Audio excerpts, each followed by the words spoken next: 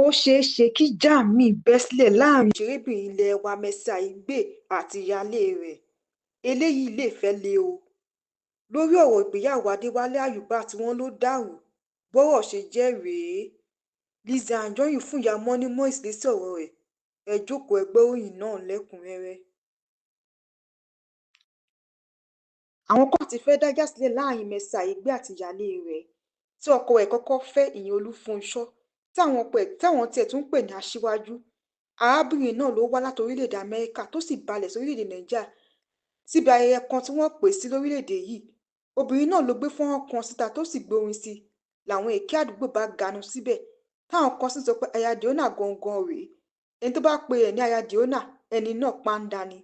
Táwọn kan sì sọ pé Olúfunṣọ́ tún rẹwà sójú tàtẹ̀yìnwá lọ, tó sì tún rẹwà ju ìyàwó tọkọ ẹ̀ fẹ́ lọ.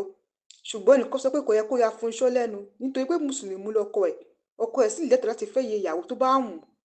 Ọ̀rọ̀ oríṣiríṣi làwọn èèyàn ń sọ tó sì ń ta bá Mercy Aigbe, èyí tó lè fàjà láàrin àwọn obìnrin méjèèjì tí wọn kò bá wọn dá sí i. Àwọn oníròyìn òfegè tó máa ń sọ ohun tójú wọn ò rí. Ohun tí wọ́n sọ nípa ìgbéyàwó Adéwálé Àyùbá, gbajúmọ̀ olórin, pé ìgbéyàwó náà ti dàrú. Ọkùnrin olórin náà tóun àti ìyàwó ẹ̀ ti jọ fẹ́ra wọn láti bí 30 ọdún sẹ́yìn tí wọ́n sì bímọ fúnra wọn. Làwọn oníròyìn ẹlẹ́jẹ̀ sọ pé tírélà ti gbà àárín wọn kọjá àti wípé ọkùnrin olórin náà ṣàyẹ̀wò ẹ̀jẹ̀ fún ọ̀kan lára àwọn ọmọ rẹ̀ tí èsì náà ò sì fọ́re. Ní báyìí o, Adéwálé Àyùbá ti jáde sáti wá sọ pé kò sóòótọ́ ọ̀rọ̀ nínú ìròyìn náà. Nígbà tí ọlọ́rọ̀ jáde wá sọ pé kò sóòótọ́ nínú ọ̀rọ̀ náà, èyí ni pé kí àwọn oníròyìn èké kí wọ́n lọ panu mọ́. Ìjà Lizzy Anjorin àti Money máa tún le sí ni o. Látàrí bí ìyá Money ṣe jẹ́ síta tó sì wá bú Lizzy Anjorin tó sì ń gbé ṣépè. Lizzy Anjorin ti fún ìyá Money lésì ọ̀rọ̀ rẹ̀ o. Ẹ gbọ́ ohun tó sọ. Alọ́mọ ẹ̀ ń ta pàǹdà, ó fi ń ba yí àwọn èèyàn jẹ́.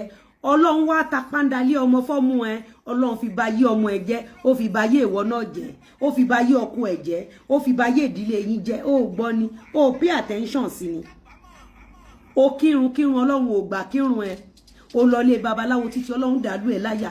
Wọ́n tún ní kẹ́ ẹ nìṣó nílé pásítọ̀, kò síbi tẹ́ ẹ̀ náwó sí.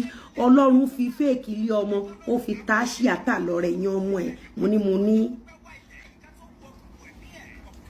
wèrè lábẹ́ òwe.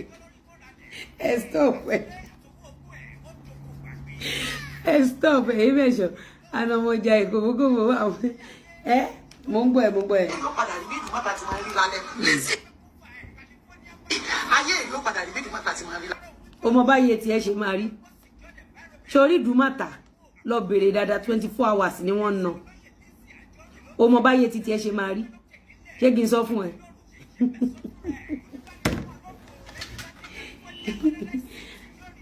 Ayé títí ẹ ó máa dàbí irú, ó máa jẹyà kú ni. Wọ́n á ká lóko, wọ́n á rẹ́, omi àárùn, ayé á sá fún ẹ, ọmọ kékeré á sá fún ẹ, àgbàlagbà á sá fún gbogbo ọmọ tó tara ẹ jáde.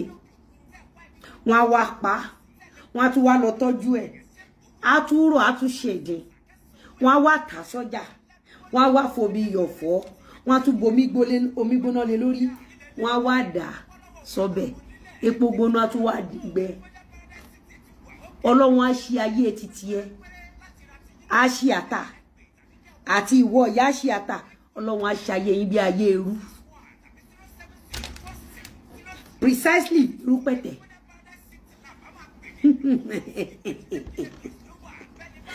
Àti rota àwọn bàtà ẹsẹ̀ kan ló fẹ́ gbọ́. Kẹ́nikẹ́ni. Àwọn olórí burúkú pàtàkì, àwọn olòṣì, olè, wọ́n fẹ́ sanwó báǹkì. Ṣé rí mo ní ọba ńlá owó báǹkì náà ń lò. Tọ́n bá ti wá fẹ́ sanwó báǹkì tó bá ti fẹ́ lapse àti olórí burúkú òkú Fáráò ìyẹn Farida. Ṣé rí gbogbo wọn bá ti wá fẹ́ sanwó báǹkì, wọ́n wá lọ máa bá ẹni tí ó ṣe, ẹni tó ra wà láyà rẹ̀. Ibi tọ́rọ̀ náà máa já sí báyìí kò sẹ́ni tó mọ̀ o.